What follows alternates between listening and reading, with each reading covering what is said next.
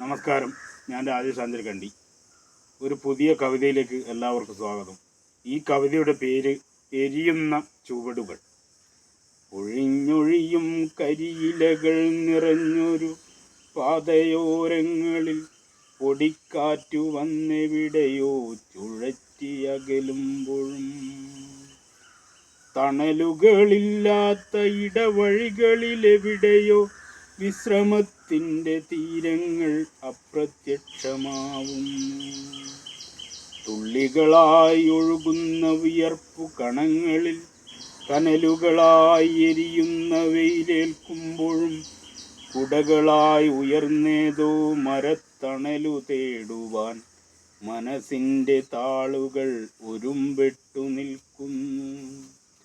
ഇടറുന്ന തൊണ്ടയിലെ ഉമിനീരു വറ്റുമ്പോഴും ദാഹജലത്തിൻ്റെ ഉറവകളെവിടെയോ എരിയുന്ന ഭൂമിയിൽ അകന്നു പോകുന്നു. ചുവടുകളെവിടെയോ കരിഞ്ഞു കത്തുമ്പോഴും അഴുക്കുവസ്ത്രത്തിൻ്റെ ഗന്ധങ്ങൾ സ്വമനസ്സിനെ പടുതിരിനാളമായി പുകഞ്ഞെരിയുന്നു.